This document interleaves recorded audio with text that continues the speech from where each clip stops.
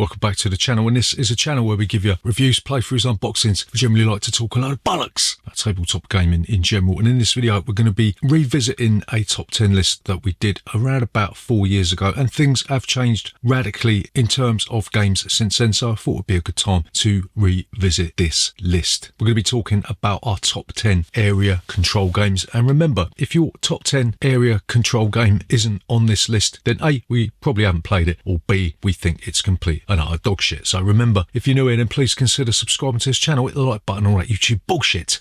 See you after this. Bollocks.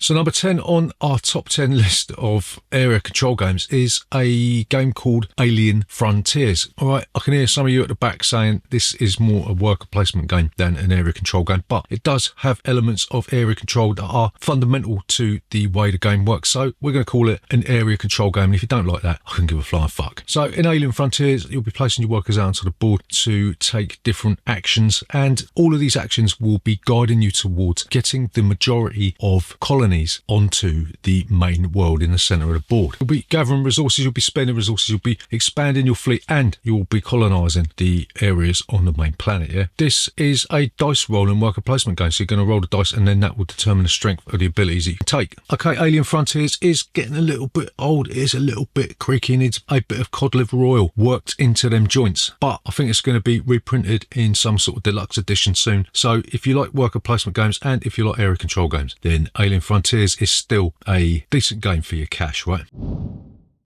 So number 9 on this list is another game that you are going to disagree with me as to whether it's an area control game, because effectively it is another worker placement game. It's Cyclades. However, the majority of games of Cyclades are won through an area control mechanism, which is building the castle of Cyclades itself. The way that Cyclades works is you'll be placing your workers out onto a series of tiles that are going to be placed along a long and winding road.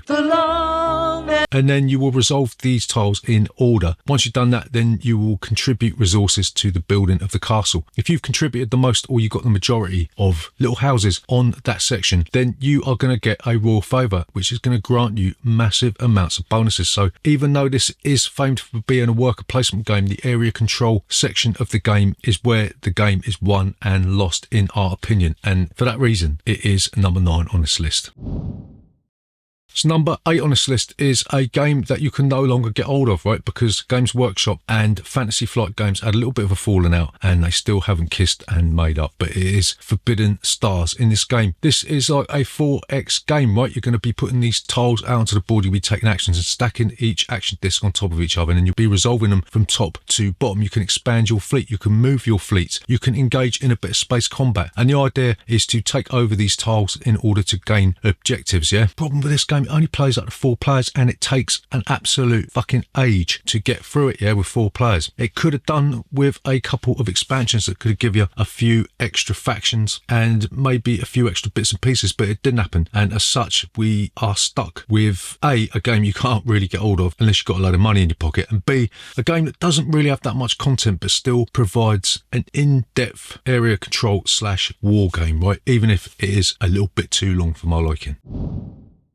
Number 7 on this list is a dice chucking game called Las Vegas. We prefer the original version of the Las Vegas that I stupidly got rid of to get the Las Vegas Royale Edition, which isn't as good even though it's got more stuff in it, right? But in Las Vegas, you'll be rolling a bunch of dice and you'll be placing all of the dice of a certain number onto a casino that are numbered 1 to 6. Then everyone else will be rolling their dice, and whoever places the most dice on that casino will get the amount of money that the casino pays out. However, if 2 people place the same amount of dice on a casino, they will cancel each other out, and then the next highest majority will claim the money, right? So you can stitch people up. It's one of the greatest games ever made. We love Las Vegas. I like the down and dirty feel of the original as opposed to the Las Vegas Royale that we got on the shelf behind us. But it doesn't matter. You can dump out all the extra crap and just play the vanilla Las Vegas, which is what we do, and it's one of the best dice chucking area control games that you can get today, right? So number 6 on this list is number 6. Yeah, number 6 on this list is is another 4X game. It's Twilight Imperium 4th edition. One of the reasons this isn't higher on the list is because we rarely get it to the table, maybe once or twice a year. It's an event game that takes all day to play. I mean, the last time we played it took about 10 hours to get through the game, and even then we just about managed to finish it. This game is absolutely huge. There's so much going on. If you add in the Prophecy of Kings expansion, it opens up even more doors, more options. But you'll be growing your fleet, you'll be moving around the galaxy trying to colonize planets that are going to give you resources that will help you in completing different objectives. Right? A lot of people think that this is a war game. One of the things that you've got to try and do in Twilight Imperium is either try and avoid war altogether or just go to war when it suits you the most, right? It's one of the greatest games ever made, and in a way I'm sort of glad that we don't get it to the table often, because every time we play it, it's like a massive thing. Everyone comes together for a whole day of this game, and whilst it's expensive, it's not a game you're ever going to get rid of. You're going to play it till the day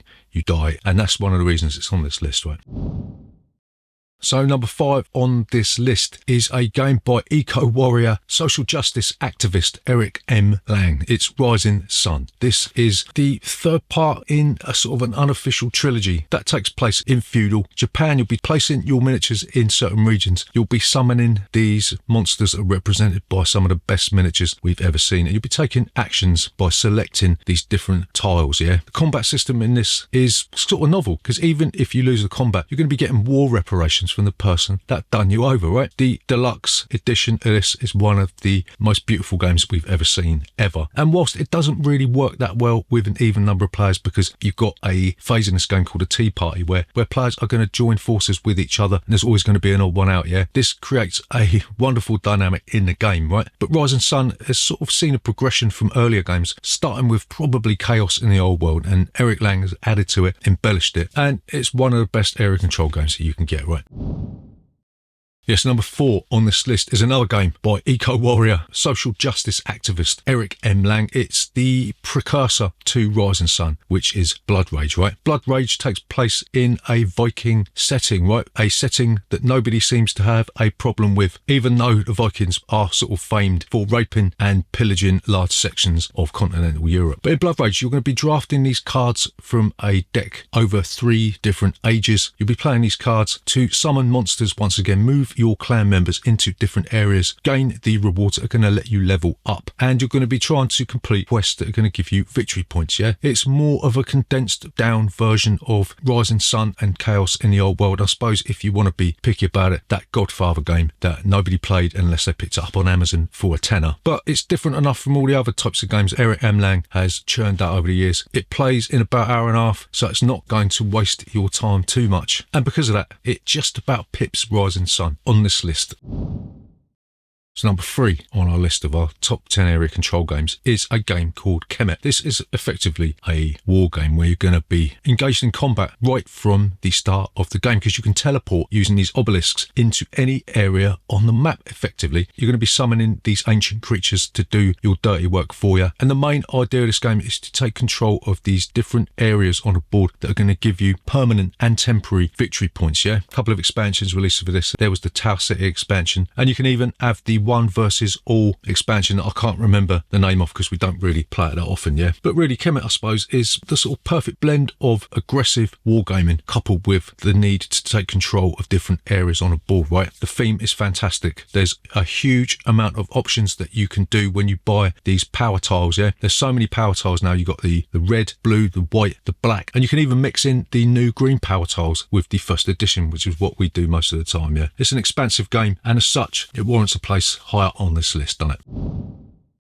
So number 2 on this list of our top 10 area control games is a game that is our number 1 game of all time, but it's not our number 1 area control game of all time, yeah? It's Cyclades, yeah? Cyclades is sort of wrongfully associated with Kemet, but it's a completely different game. This is set in ancient Greece. You're going to be summoning these mythological creatures to help you gain the favour of the gods, and you'll be engaging in the best auction system in any board game, hands down, yeah? The idea of the game is to build and take control of just 2 metropolises. You'll You'll be summoning Ares to give you more troops. You'll be summoning Poseidon to increase your naval strength. And you'll be employing the help of philosophers to help you build universities that will get you on your way to building those 2 metropolises that will allow you to win the game, yeah? Cyclades is one of the best games ever made. Bruno Kafala is currently working on a 2nd edition. Is going to be available on GameFound later on in the year. It's a no-brainer that we're going to pick that up. Whilst this is our favourite game of all time, it's not our favourite area control game, because this next one is. So the best area control game ever made, in my humble opinion, is an old game published by Rio Grande Games called El Grande. This is the granddaddy of area control games, and if this hadn't been made, you wouldn't have any of the other games on this list. None of them would have been created, yeah? El Grande sees you drafting cards that will give you basically troops that you're going to be placing on different regions on a map of Spain, and after a certain number of rounds, you'll do some intermediate scoring. That is going to give you points, yeah? You also got the option of chucking your troops into a castle, which will be revealed, and there's going to be an area control thing in there. And then once you get to the end of this checklist that's on this side of the board, then you'll do some final scoring, and then obviously the player with the most points is going to win, right? El Grande strips out all of the unnecessary bullshit, yeah? There's no miniatures in this game. It's just a bunch of cards that are going to allow you to draft troops into your supply, and then you'll be playing cards that will give you a special action. There's also a king that's going to be floating around, and he causes all sorts of problems for you if you are stuck in the same region as him, so that's an added load of bollocks in this game, yeah? This is minimalism, right? It's like wearing those fucking barefoot shoes when you're running. It's a no-nonsense, uninhibited area control experience that everybody should play at least once in their life, yeah? If you've grown up playing these huge wank-fest miniature games where people pay 200 quid for a fuckload of bling that they're never going to use, chuck that in the bin, go back 25 years, pick up a copy of El Grande, and whilst it's just a bunch of cubes on a map, the interplay and the card play in this and the cutthroat nature of this game will have you hating your family more than you already do for the rest of your life. So there you go, that is our top 10 area control games. Remember, if your top 10 area control game ain't on this list, then go and cry into a fucking pillow. But until then, if you're new here, please consider subscribing to this channel. Hit the like button or at YouTube bullshit. I'll see you next Tuesday.